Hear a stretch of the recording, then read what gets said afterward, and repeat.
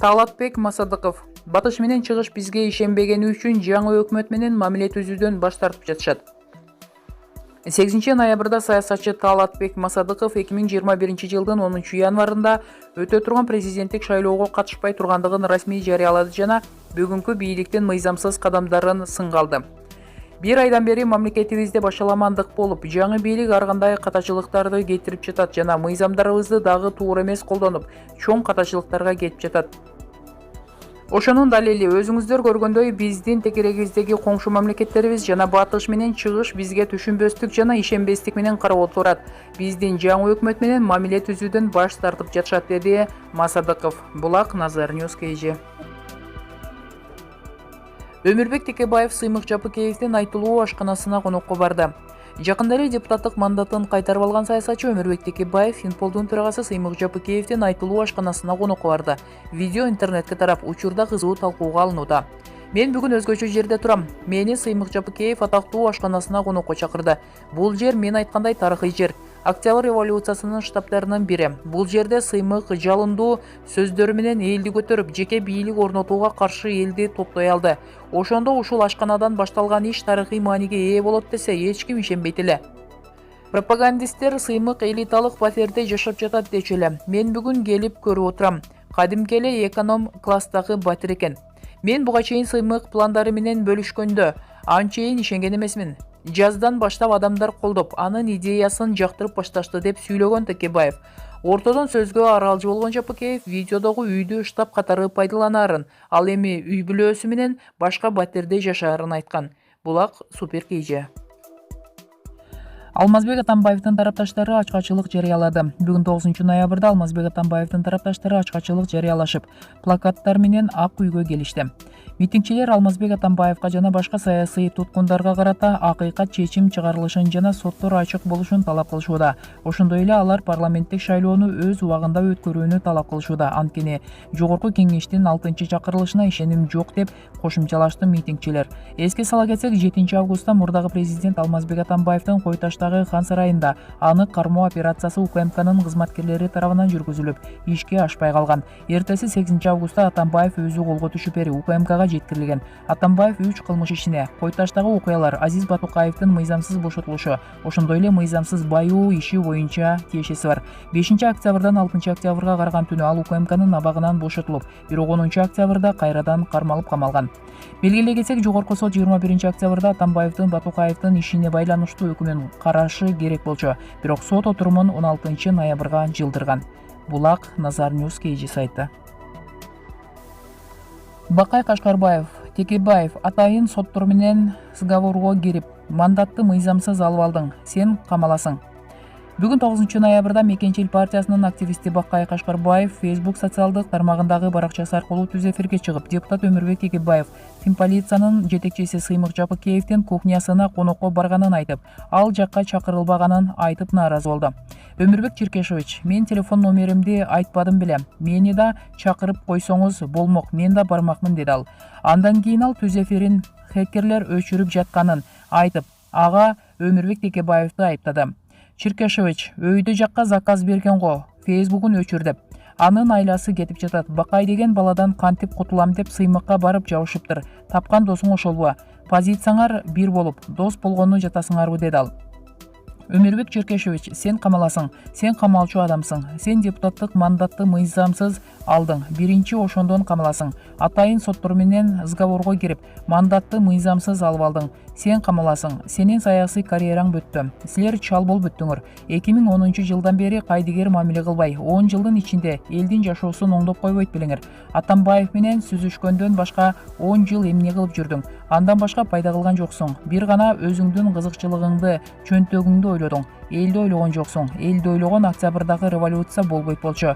Ошого түздөн түз сен күнөөлүүсүң, Черкешевич, деди Бакай Кашкарбаев. Булак Назар Ньюс KG. Келинчегим экөөбүз кокустан үйлөнүп калдык. Шайлоодон кийин бир колунан ажыраган ырыс келди. Чүй облусунун Чүй районундагы Кеките айылынын тургуну Табышбек уулу Рыскелди парламенттик шайлоонун жыйынтыгына нааразы болуп, эл менен чогуу акцияга чыккан. Ал 6 октябрь түнү колунан жаракат алып ооруканага түшкөн. Бир колунан ажыраган Рыскелди жакында эле үй бүлө куруп, чоң турмуш жолуна аттанды. каарманыбыз менен аймактык кабарчы таанышты. Ал Чүй облусунун Кегети айылында 2001-жылы 22-ноябрда төрүлгөн. Мен жана менин үй бүлөм Өмүралы Исаев атындагы орто мектепти 2017-жылы аяктадым. Андан кийин кесиптик лицейге барып, куроочу кесибин алып чыктым. Кесибим менен иштеп жаткам. Азыр шартка байланыштуу үйдөмүн. Өзүм 6 туугандын улуусумун. Атам Табыш Балтабаев Токмок шаарында өрт өчүрүүчү болуп иштейт. Апам Айгүл Жумабаева үй кожойкеси. Айылда мал карап, фермерлик менен алектенебиз. Нааразычылык акцияга эмне үчүн чыктым? Парламенттик шайлоого катышып, тандаган партияма добушумду бергем. Бирок шайлоодогу добуш сатып алууларды, мыйзам бузууларды көрүп зээнимге ийди. Үйдө жөн жете албай, эл менен чогуу нааразычылыгымды билдирип көчөгө чыктым. Колум алгач уктап калгандай болду. Көч органдары элди кубалаган кезде эч жакка качпай, Совет Чүй көчөлөрүнүн кесилишинде турдук. Ошондо алар үн чыгаруучу граната ыргытышты. Ошол колума тийди. Алгач колум чымырап уктап калгандай болгон. Бир аздан соң ооруганы билине баштады. Ошол жерден тез жардам унаасына салып жиберишти. Дарыгерлер колум аябай жанчылганын айтып, кайра калыбына келтирүү мүмкүн эмес экенин айтышты. Жөн койсо гангрена, дененин бөлүгүндөгү өлүм жана чирик болмок. Анан колумду кесип салгыла деп мурункудай кылып жасагыла дедим. Ошентип колумду алып салды. Ооруканада 21 күн жаттым. Чоочун сезим. Бир колуң жок экени көп деле билинбейт экен. Качан гана бир нерсени алыш үчүн аракет кылганда колуңдун жоктугу билинет экен. Көнбөгөн жанга бир кол менен иштөө чоочун боло берет экен. Эл үмүтүн актап беришсе эле болду. Ооруканада жатканда өкмөт башы Садыр Жапаров келип, ден соолугум менен таанышып кеткен. Ал эми үйгө болсо Чүй районунун акими Каныбек Аббасов келип, ал акыбалыбызды көрүп кеткен. Элдин көп эле өкмөттөн кандай жардам болуп жатат деп сурашат. Мен азырынча жардам берилбегенин айтсам, кээ бирөөлөр булар ушундай бийликке жетип алгандан кийин унутушат дешет. Мага өлкөмдүн тынчтыгы, өнүккөнү, мамлекетибиздин бүтүндүгү маанилүү. Эл үмүтүн актап беришсе эле болду. Келинчегимди үйгө тааныштырганы алып келсем жоолук салып коюшту. Жубайым 18 жашта. Экөөбүз бул окуяга чейин эле Бишкектен таанышканбыз. Тааныш катары сүйлөшүп калчубуз. Бул окуядан кийин эле кыз жигит болуп сүйлөшүп калдык. Ал менин колумдун жоктугуна маани берген жок. Баарын туура түшүнүп кабыл алды. Үйүндөгүлөр деле каршы болушкан жок. Үйлөнгөнүбүз деле кокусунан болду. Аны үйгө ата-энеме тааныштырып коеюн деп эле алып келсем, апамдар жоолук салып алып калышты. Келечекте мамлекетим өнүгүп, мен болсо өз ордумду таап, кесиби менен эмгектенсем деп кыялданам. Бөдөнөнү сойсо да касапчы сойсун деген кеп бар эмеспи? Ар ким өз кесибин сүйүп, өз кесибинин мыктысы болсо, элибиз жакшы жашоодо жашаса деп тилек кылам. Булак турмуш KG сайты. Жапаровго жагалданган жокпуз. Садыр Жапар жана Нуркожонун чоң атасы. Нарын районундагы Алыш айылынын тургундары Алмаз Орунбаев жана Сезим Ырысбек кызы 3 эмдүү болуп, кубанычтары ичине батпай сүйүнүп турган чагы аймактык кабарчы бул үй бүлө менен маектешти. Ымыркайлар чоң атасы Темирбек Орунбаев менен чоң энеси Сайнагүл Түйтөлөнованын алгачкы неберелери. Бул неберелеримдин атасы улуу балабыз болот. Буйруса алгачкы неберелерибиз 3 эм менен башталды. Абдан кубанычтабыз. Неберелерибизди 3 эм болот деп айтылгандан бери чыдамсыздык менен күтүп жаттык.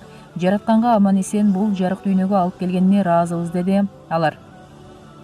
Бул үй бүлөнүн айтымында 3 эм эл менен кошо козголуп, ысымы да ошого карата коюлган. Албетте балага ысымды туура тандоо ата-эненин милдети болот эмеспи?